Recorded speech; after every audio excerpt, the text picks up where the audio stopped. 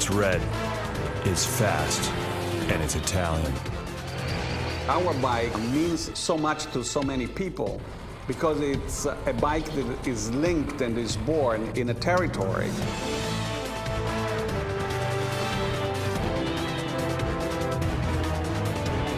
A bike born in La Terra dei Motori, the land of engines. Working here, I think it's like being in love with a really beautiful woman. It is a uniquely Italian form of beauty, created to dazzle the senses.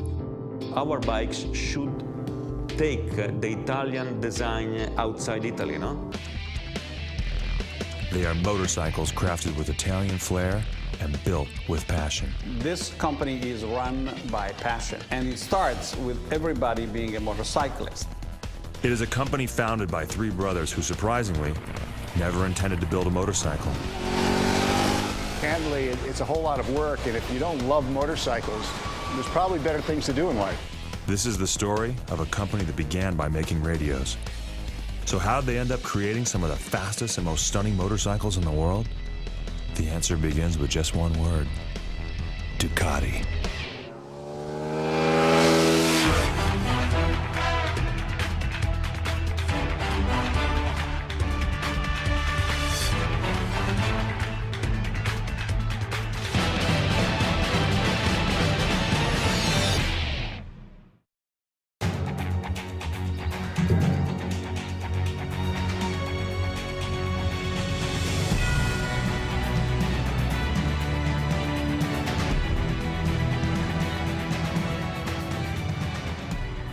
Emilia-Romagna is a region of northern Italy.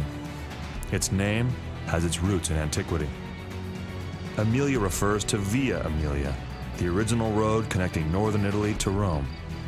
Romagna describes part of the Roman Empire during the Middle Ages.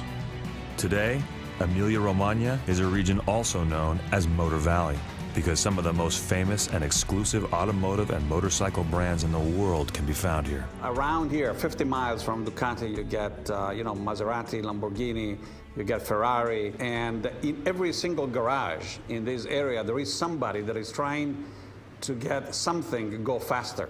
It doesn't matter if it's a food processor, a car, or a bike.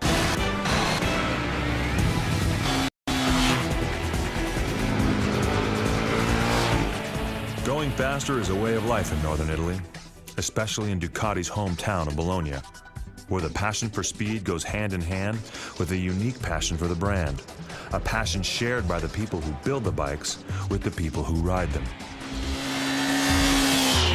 In our bike, you have a piece of the territory. You have a piece of the heart of the people that work in this territory. People that are suppliers, that are riders, that are our workers, our engineers, all from the Bologna University. They are born with this passion in their heart, and they manage to transmit it to the bike. And that's what I think sets our bikes apart.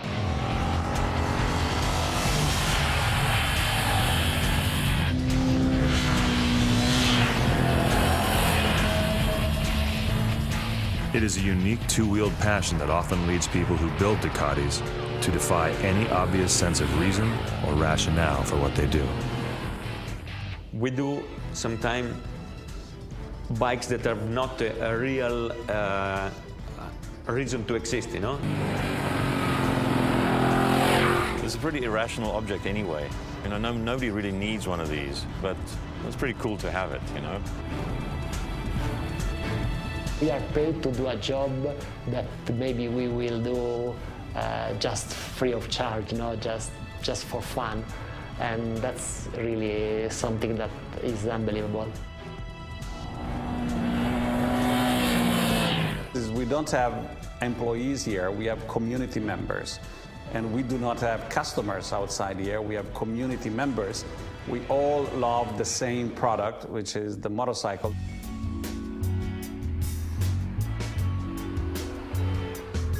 A community with its own name. Around the world, people who build, ride, or lust after Ducatis are known as Ducatista. So Ducatista is a person that doesn't want just a bike, it's not a commodity. It's not buying a commodity, it's buying something that make him feel special. This is a Ducatista for me. I think Ducatista is a biker, is a real biker that enjoy to drive the bike, red racing bike, Italian, without compromise.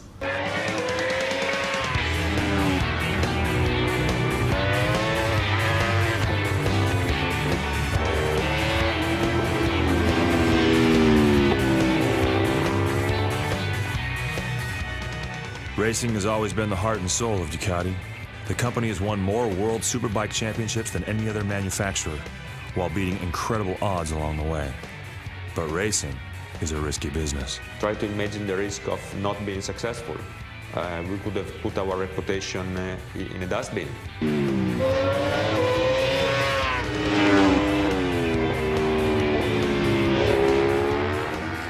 Yet racing is how Ducati competes against the giants of the motorcycle business. For every bike Ducati builds and sells, Honda, the world's largest motorcycle company, cranks out nearly 400 motorcycles. Ducati is the David versus Goliath of the motorcycle world, and David keeps winning.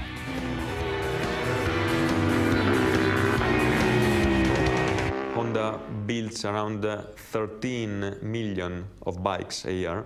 We build around 35,000. You know, racing for us is all about winning. You don't race if you don't win. We don't like to participate. We like to win. Today, winning is what Ducati is about. But racing was never part of the plan when Ducati was first founded. In fact, motorcycles weren't part of the plan either.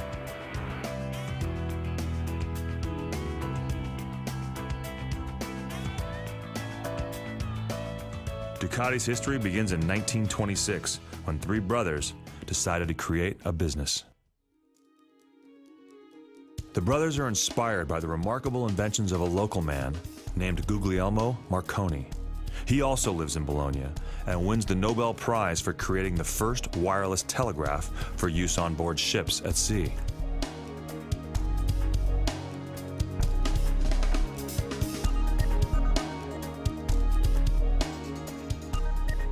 Marconi's next invention is the common household radio.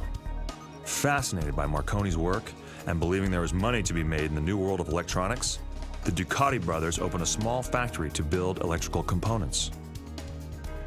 Soon, they are selling complete radios, an early electric calculator, and even an electric shaver.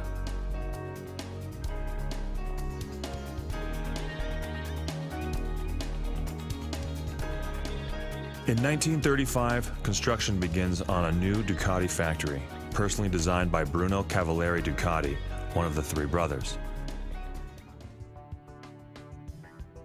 When construction ends, the new Ducati factory is one of the most modern electronics factories in the world and attracts other technology companies to Bologna.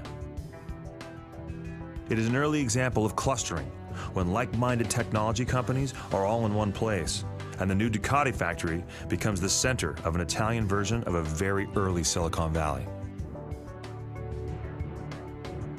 But the start of World War II changes everything. When German troops invade Italy, they forced the factory to make military radio equipment. A U.S. Army Air Corps memo labels Ducati a military target. And on October 12, 1944, Operation Pancake is put into action.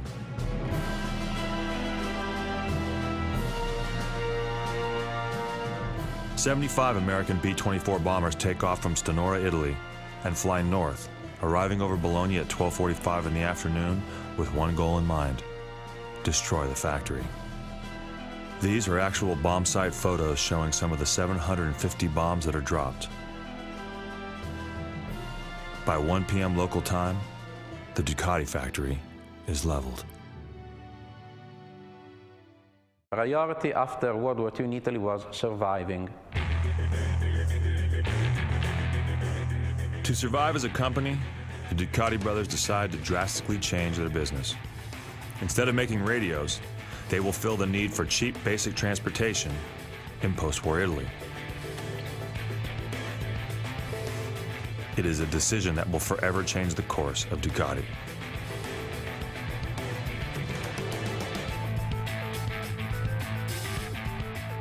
In 1946, Ducati builds a tiny engine called the Cucciolo and mounts it to an old bicycle frame. That's the beginning of the story, the seed that grows the tree of tradition in Ducati. That engine was the Cucciolo, or in English, puppy.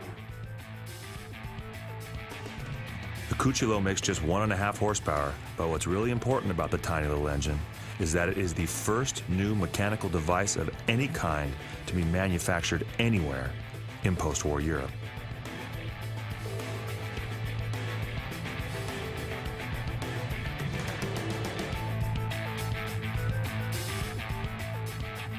The remarkable success of the Cucciolo will lead to Ducati's first complete motorcycle.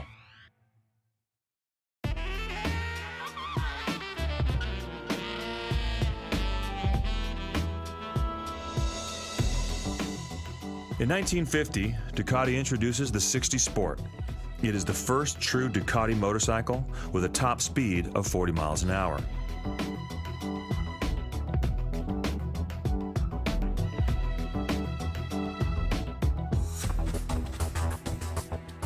The 60 Sport paves the way for Ducati's next great milestone. Only it's not a motorcycle. It's a man who is fascinated by racing. In 1954, the company hires a young engineer named Fabio Taglioni. He is a recent graduate from the University of Bologna, one of Europe's oldest universities and a school famous for its science and engineering programs.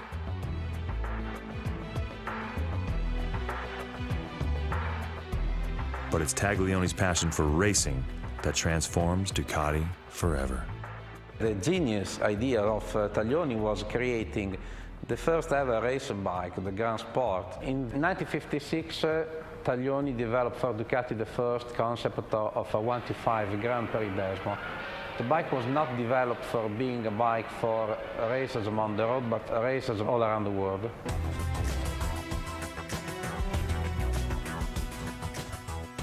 Taglioni's creation of the 125 Grand Prix Desmo instantly creates a type of dual personality for Ducati. On one hand, Ducati makes its money selling street bikes to the public. But on the other hand, its sales are the result of the fame Ducati achieves on the racetrack. Ducati's racing image becomes immortalized in 1956 when the 125 Desmo wins the Swedish Grand Prix.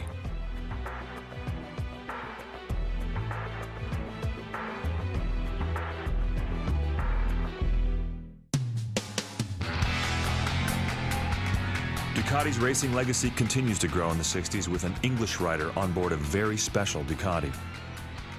One of 2,000 Ducatis all bought by just one man. Mike Elwood was just a boy of 19 years old in 1959 when he was officialized as a Ducati rider. And the father came in Ducati and paid for a bike, the 250 twin-cylinder Desmo, just for him. These days, no fathers can pay to his son, even if he could be a master of speed on MotoGP or Superbike.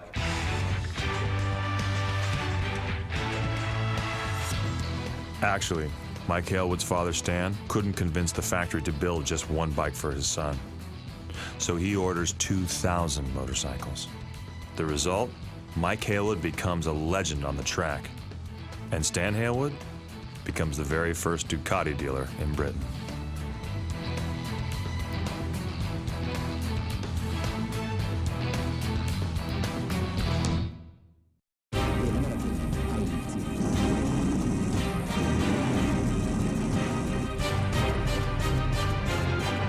A decade later, another English rider, Paul Smart, would ride another new Ducati racing bike to victory. We started with the 750. It was the bike that allowed to Paul Smart and Bruno Spaggiari to conquer the first and the second place at the 200 miles of Imola in 1972. We beaten the scary monster of that age, Giacomo Agostini, with the Envy Augustas.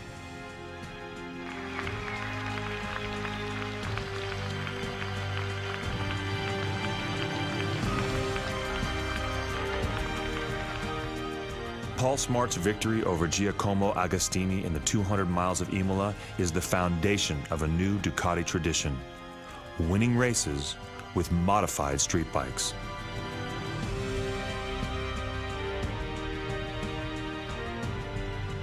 While Agostini's scary monster is designed by MV Agusta just for racing, Paul Smart's Ducati is a customized version of a motorcycle that anyone could have gone out and bought in 1972.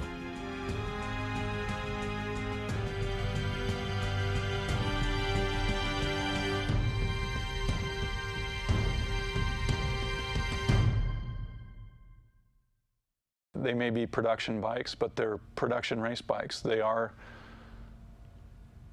the foundation on which Ducati's built its reputation and racing success.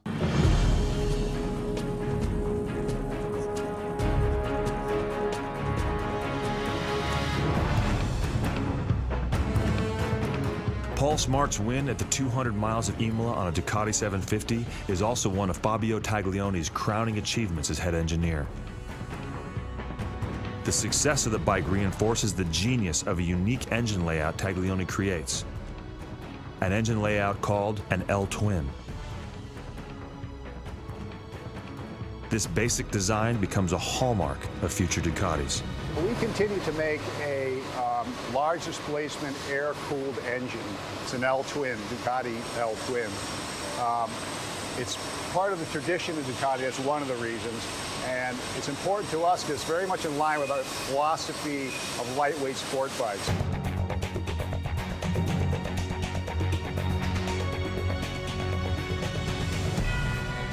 Fabio Taglioni's legacy is truly unique. Rarely, if ever, does one man's work continue to define the production and development of an entire motorcycle brand. He loved to design racing bike, and from time to time he designed also production bike. That was where we were be, you know. And so this is part of our history. We started the World Superbike Championship, and we never stopped racing World Superbike.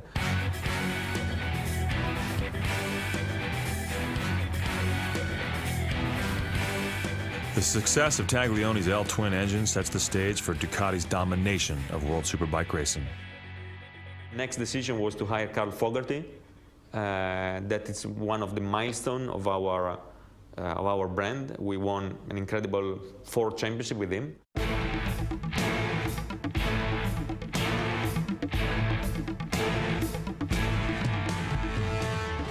Carl Fogarty's 4 championships delight the Ducatista community. But it's the bike he rides that truly gets the glory.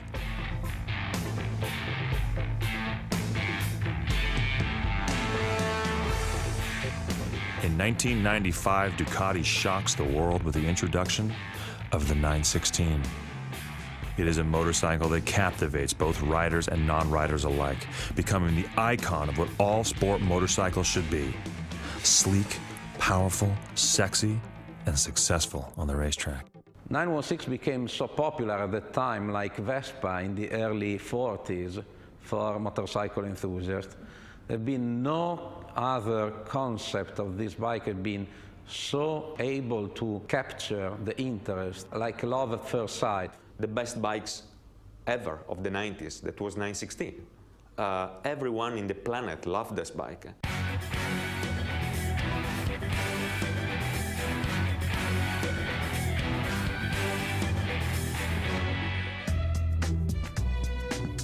The 916 is the creation of Massimo Tamburini, one of the greatest motorcycle designers of all time. Diciamo che se bisogna distinguere. My intent was to give a strong personality to our motorcycles. This is how the low headlights were born. I had to convince them all by never letting go and keep pushing my idea. A serious issue came up with the rear part of the motorcycle. As I am a very picky person, we created the double mufflers in the back that make the motorcycle recognizable from a distance.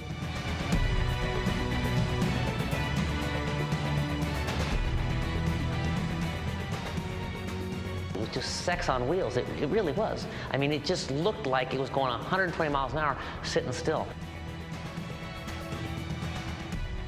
You can ride an ugly bike and love it, but the 916 was the beautiful bike that you love to ride. Following the success of the 916 both on the track and in the showroom, the factory introduces a radical new naked bike called Il Mostro in Italian, or known the world over as the Monster. When it came out in 93, 94, it was a total head scratcher. It's like, what is this thing? But it's a naked Ducati. Nothing wrong with that. I mean, you want to see the parts of a Ducati.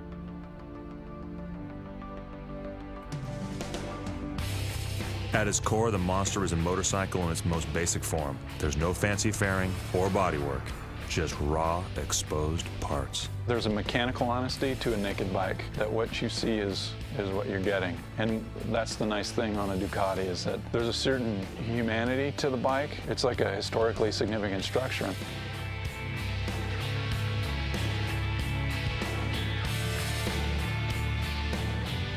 There's a communication of mechanism that is very hard to resist in a naked bike. The Monster becomes such a hit that more than 130,000 have rolled off the assembly line. And it's still going strong. It was everything a sport bike should be. In other words, they didn't take the Monster and dumb it down. It was just a well-done sport bike that happened to be naked, and it just hit everybody that was a little tired of everything too dressed up and everything too done. It was just bare bones back to the motor in motorcycling.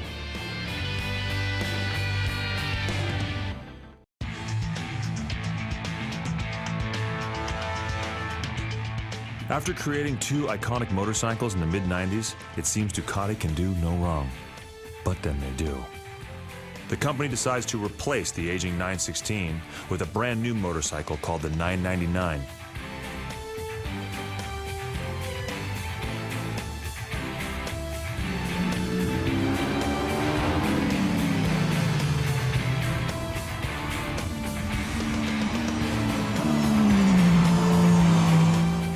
The radical new shape and looks of the bike fail to win over the Ducati faithful. The 999 had to follow the 916 drive model, and that's a tough act. That's like walking on the stage after Elvis Presley is just played. What are you going to do to impress anybody?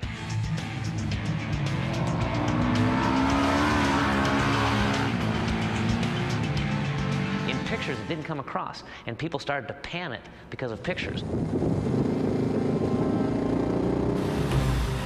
With mounting criticism of the 999's looks and sales off nearly 20%, Ducati is forced to offer discounts and rebates to move motorcycles off showroom floors. But the 999 is successful on the track, where it continues to build on Ducati's dual personality of using a production-based bike sold to the public to go racing.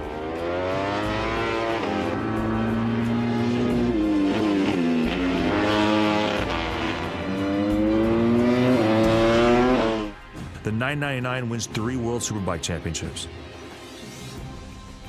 In 2006, the bike is virtually unbeatable. With Troy Bayliss, an Australian rider, on board, the 999 wins 12 races, and the Bayliss name will forever be part of Ducati's racing heritage. Troy Bayliss, having Troy with us, I think it's kind of a milestone in our sports history.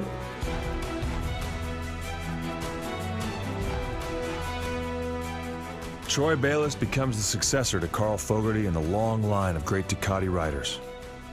He wins World Superbike races on 3 different generations of Ducati Superbikes, starting with the 916, then with the 999, and now with a brand new Superbike called the 1098.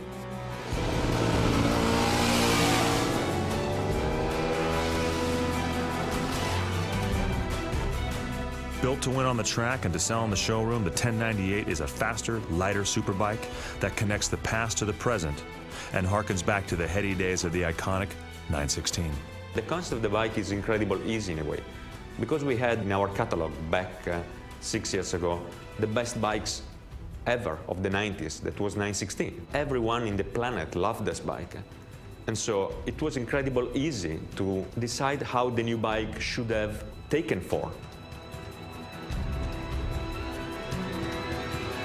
So we just revamped everything, putting everything together in a completely new package, which keeps the same DNA, is the same basic gene, but in a completely new form.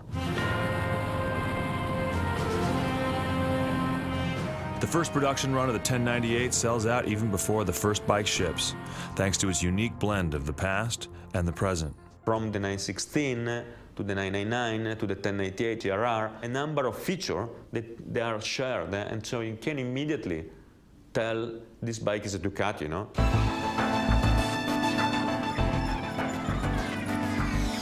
While you can immediately tell that the 1098 is a Ducati, from the very beginning, it was built to be the best production sport bike ever made.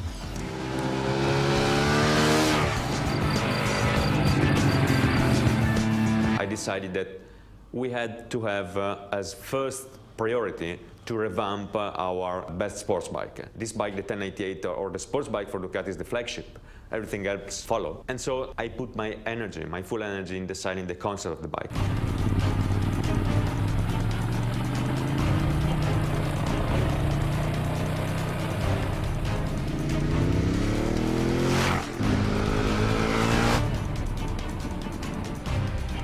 Like all Ducatis, the 1098 is born to ride the magnificent roads of northern Italy. Roads that have been the inspiration for every Ducati motorcycle ever built. And this is where each and every Ducati has been crafted and created, the Ducati Factory in Bologna.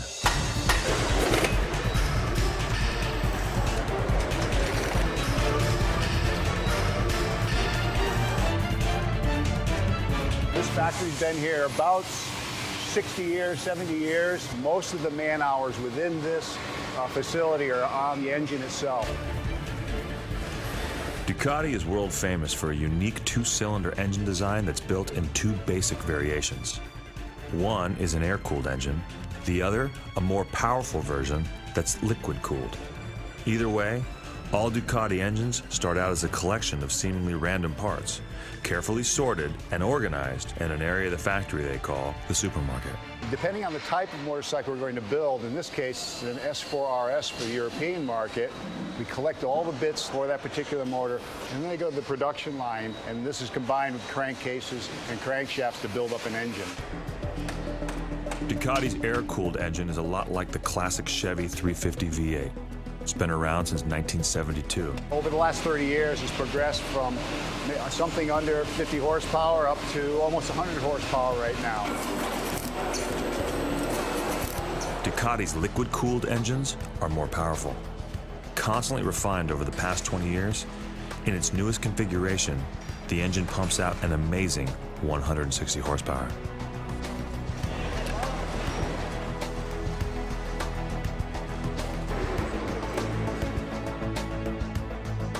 Building a Ducati engine is more hand assembly than automated mass production. In a factory with about 1,000 full-time employees, less than 10 people will actually put together any one engine. Now the completed engine comes over to what's called cold testing. Cold testing is where we spin the engine up, pressurize the oil system. A lot can be told from cold testing because as you spin an engine, in its essence, it becomes an air compressor in a way. And we can tell about compression, efficiency of the cylinders during this testing. Cold testing is a way to run the engine for the first time, but do it without fuel or even turning on the ignition.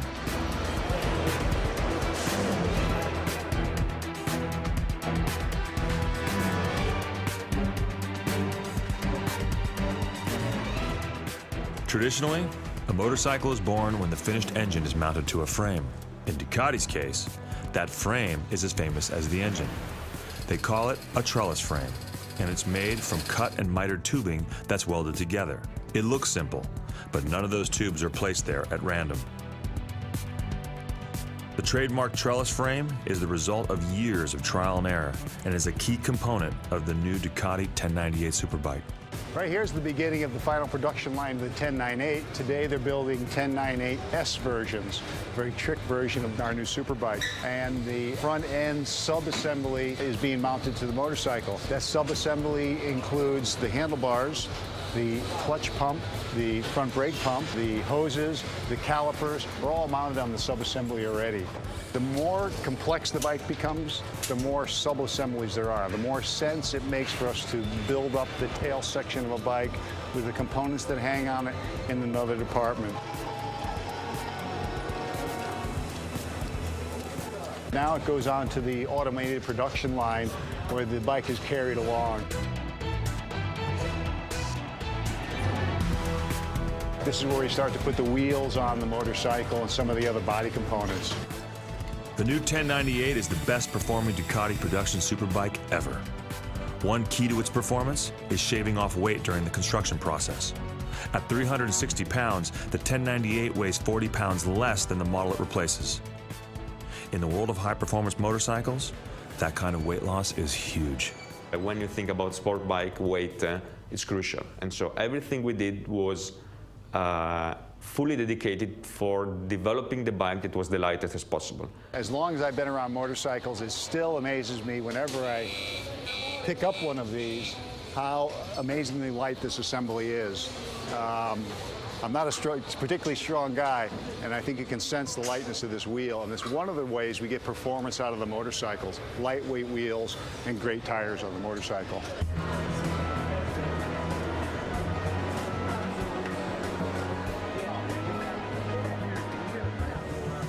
Today you see 1098S models being built on this production line. It's quite possible that on the same production line, a single cylinder from the 1950s could have been built on the same line. So there's a lot of tradition in this building and in this area, and you can kind of feel it in the factory.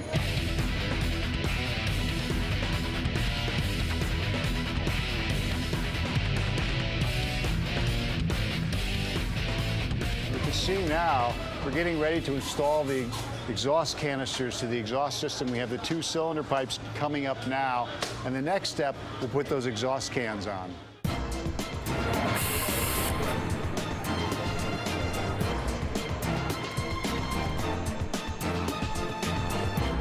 Now they've just been placed on the 1098.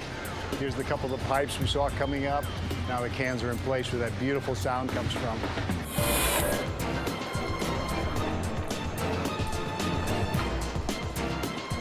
First manufacturer to produce a motorcycle with monoblock calipers. They're essentially a brake caliper that's made from one piece of alloy and then machined.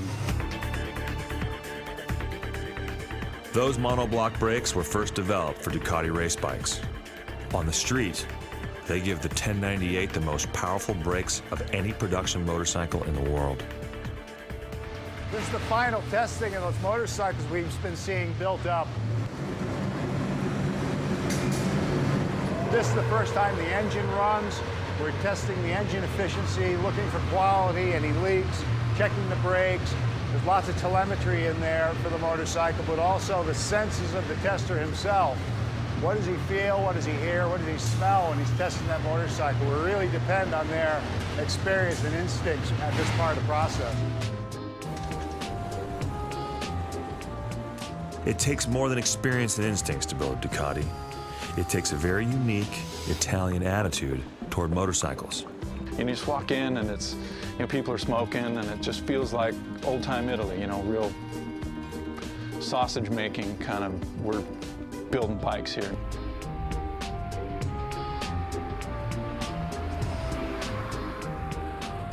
Ducati produces between 35 and 40,000 motorcycles a year, and each one is built by Ducati enthusiasts for Ducati enthusiasts. You look around, you see signage with pictures of the motorcycle components, red doors, blue signs. It kind of reflects the Italian attitude towards life and kind of reflects the soul that you feel when you ride a Ducati motorcycle. There's a lot of color in our motorcycles when you ride them, and I think that's reflected in the factory when you look around. From the walls to the finished motorcycles, the vibrant colors are yet one more reminder that Ducati has never lost sight of its Italian roots. There is not only the personal satisfaction of being able to deliver to the market something you dream of, but to give this country, which is Italy, something to be proud of, and the people that work here something to be proud of. How many sensations might have a human being? We have 5 sensations: smell, taste, sight, hearing, and feeling. I used to say that Ducati can touch 3 of the 5 human sensations. You cannot smell a Ducati, and you cannot taste a Ducati, but you can recognize a Ducati from the sight, from the shape, Second, you can also recognize a Ducati even with your eyes closed from the sound, the classic sound from a V-twin or from the clutch. And third, if you have ever ridden a Ducati in your life, you will understand what is a real road version of a racing bike.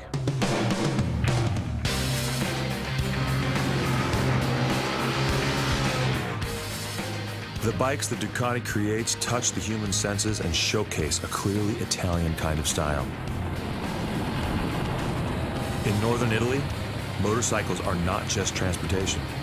They are fashion statements, created by mechanical artists looking to push the edge. Designers always have their work with them because everything we see, we observe, gets stored away, and then hopefully one day it'll come out in a useful form. So designers by nature are observant and curious, so you're never away from your work, ever.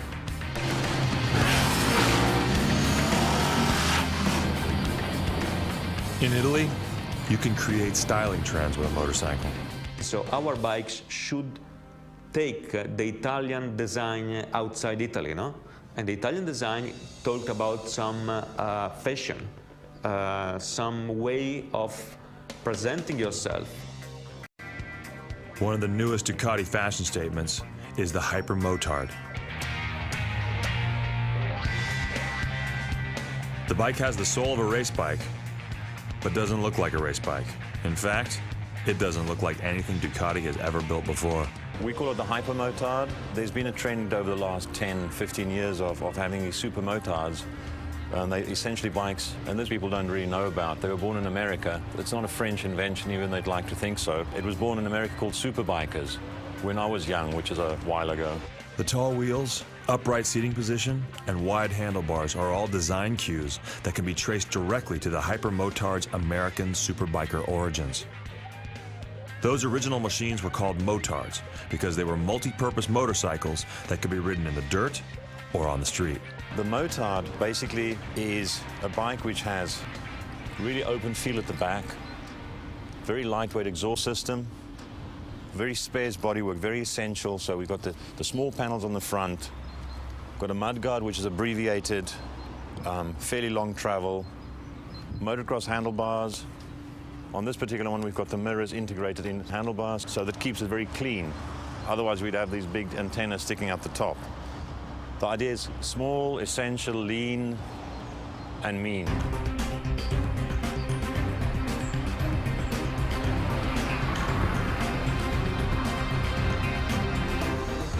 And then here comes the Hyper Motard.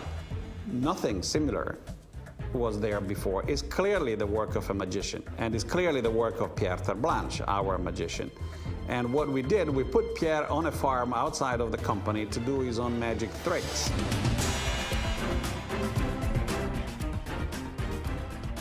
It is ironic that in a land of antiquity, the Hyper Motard owes its existence to one of the most modern things of all, the internet.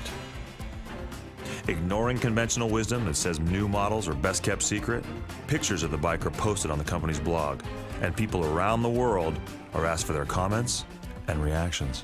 We built the Hyper Motard only because the blog people asked us to do so. We put out a questionnaire, simply saying people, do you like it, don't you like it, what do you like, what don't you like.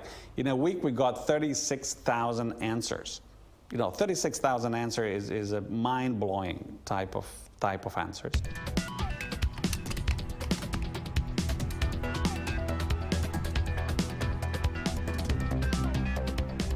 The response to Ducati's blog is so overwhelming that it actually causes the Ducati website to crash. It is perhaps the only time a company has ever been happy to see its computer system go down. Believing that they have a hit on their hands, the company decides to build one of the most unusual looking Ducatis ever. We got overwhelmingly positive at a level that we had never experienced before. And that was fine, and we said, we got a winner here, we should produce it.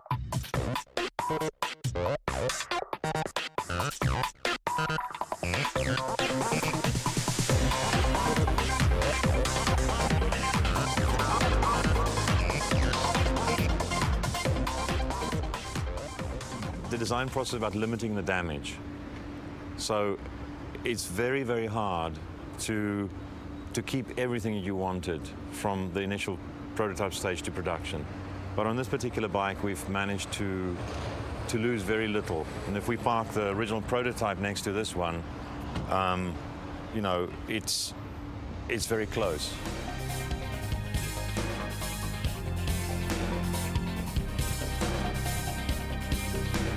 You know, you can't really push it on the road that hard, but it's about having fun, being in the outdoors, and especially in Italy, great scenery. And when you ride with your friends, it's just being in company.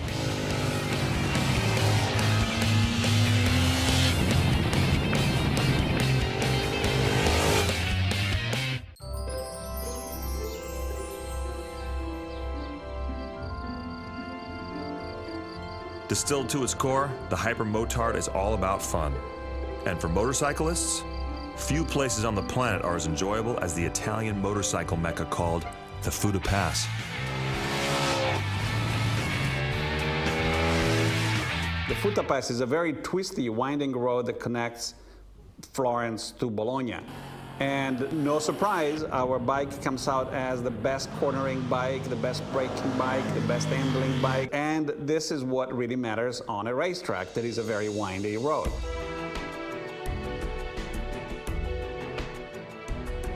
The Fuda Pass is steeped in history.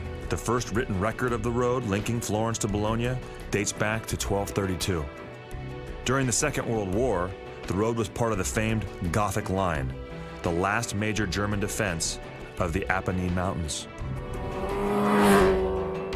The Fuda Pass is such a great road that Ducati Factory riders actually use it to test new bikes.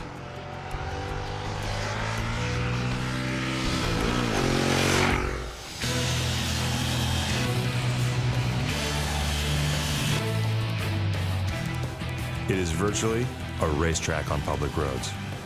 In one 30-kilometer stretch of the Fuda Pass, that's just about 18.5 miles, there are more than 200 curves and corners.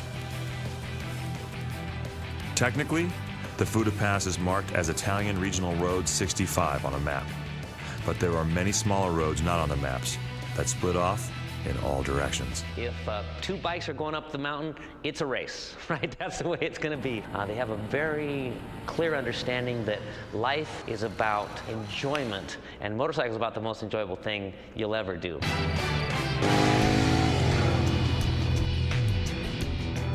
There's two kinds of Americans that come back from Italy. The first kind is who's a little bit cautious and a little bit scared. They think it's crazy to drive in Italy. Oh my goodness. The second American comes back from Italy and says, what a riot we had.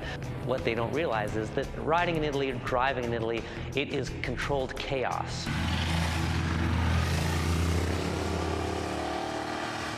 Along the Fuda Pass, you can see almost every model Ducati makes.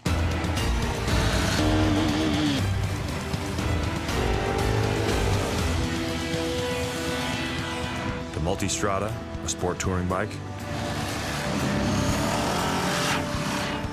The Sport Classic, a modern version of an old Ducati that appeals to the retro crowd. And the 1098, the first in Ducati's new line of superbikes. But no matter which one you prefer, in the Fuda Pass, it's all about the road.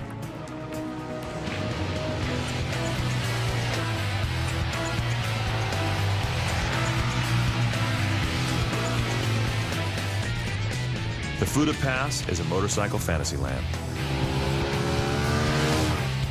And no motorcycle feels so at home on the Fuda Pass as Ducati's new 1098 Superbike. It was Ducati reborn, the Superbike.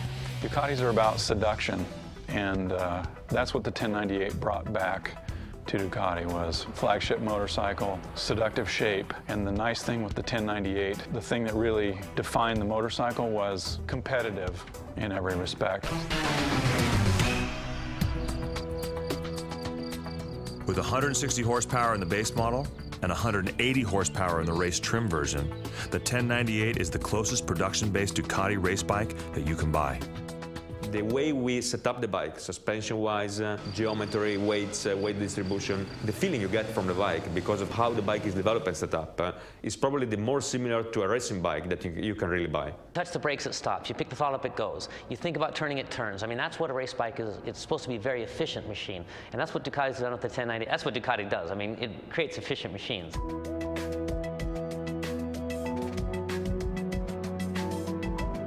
Ducati is working on several new designs for the future. Some will be variations on its current model line. There will be in the long-term future, of course, a new sports bike, but we just introduced the bike on the market, so it will last for a good number of years because we are very happy, because the bike is performing well. Other new models may be unlike anything Ducati has ever made, but all of them will share both the history and the passion of the brand. 20 years from now, it's very hard. I mean, it'll, no matter what it will be, hydrogen-powered, electrical-powered, or hybrid of some sort, Ducatis always have the same DNA, sort of aggressive, sporty, highly functional, and above all, a lot of fun.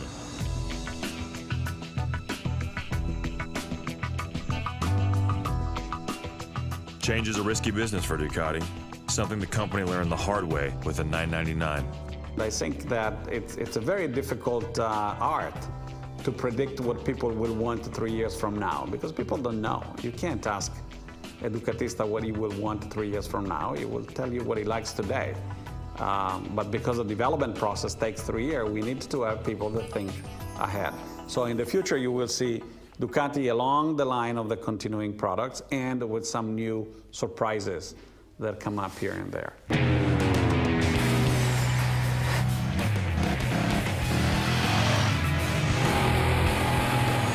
While the future is hard to predict, the reason for Ducati's success is not.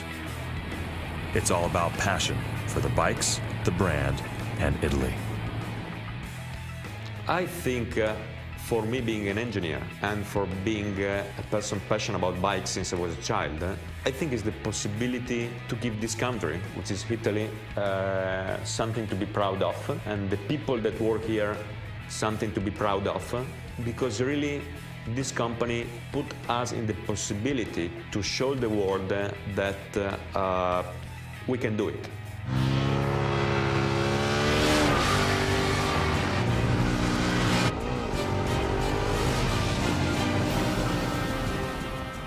They're red, they're fast, and they're Italian. Machines that are made by a company that never intended to make motorcycles.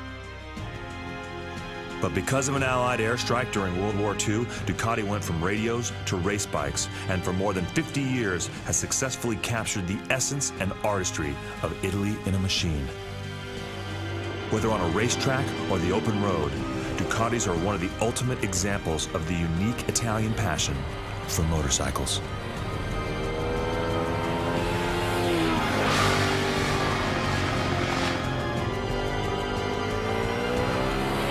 I'm kind of stuck in traffic. The clutch is heavy. It's kind of dragging. You know, it's a race bike. It's making lots of noise. And I'm like, what? God, how am I going to get back? It was hot.